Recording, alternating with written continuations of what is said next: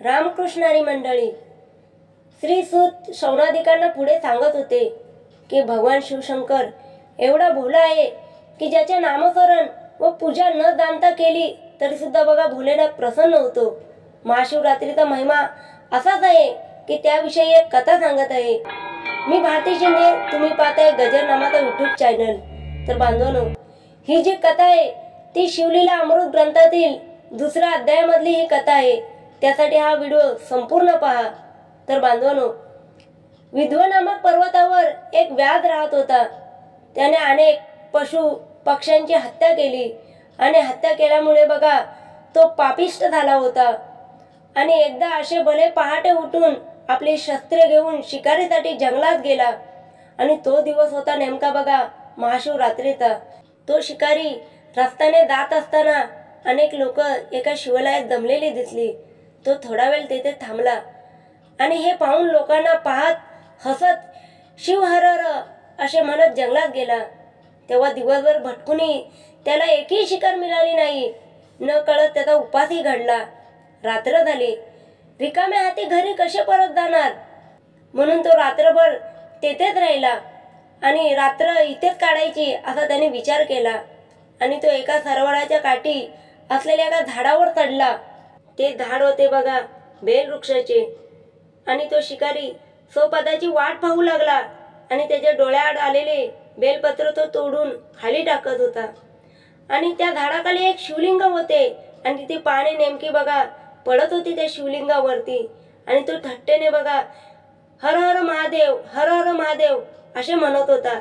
शिकारी वाट पाहत होता शिकारीची, पण काय करणार, न कळत कळत त्याला जागरण झाले।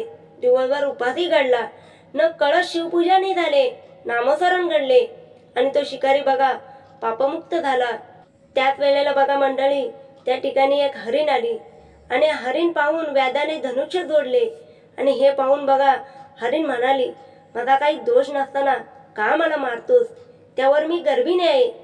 तिची मनुष्यवाणी ऐकून ह्यात काही विशिष्ट आहे। आणि मग तो शिकारी म्हणाला, तू परत जर आली नाहीस तर मी काय करू। हरणीने सर्व वृत्तांत सांगितला। शपथ घेऊन ती म्हणाली, मी प्रसूती होऊन मी परत येईन। म्हणून व्याधाने तिला सोडले।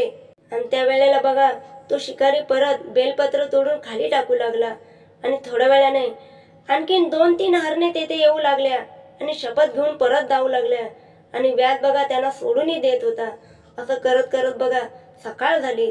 हरणाचा सर्व परिवार सरोवराकाठी आला व व्याधाचे हृदय कळवळले।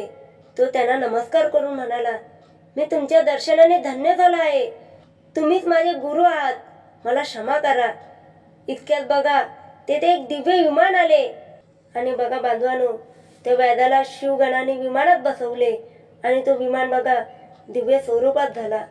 तसेच सर्व हरिणीही पूर्ण स्वरूप प्राप्त होऊन ते विमानात बसले आणि सर्वांनी व्याधाची स्तुती केली।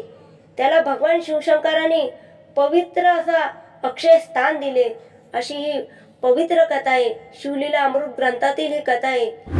तर ही कथा आपल्याला आवडली असेल तर आमच्या चॅनलला नक्की लाईक करा, सबस्क्राईब करा आणि कमेंट म्हणून हर हर महादेव अशी कमेंट नक्की द्या आम्हाला।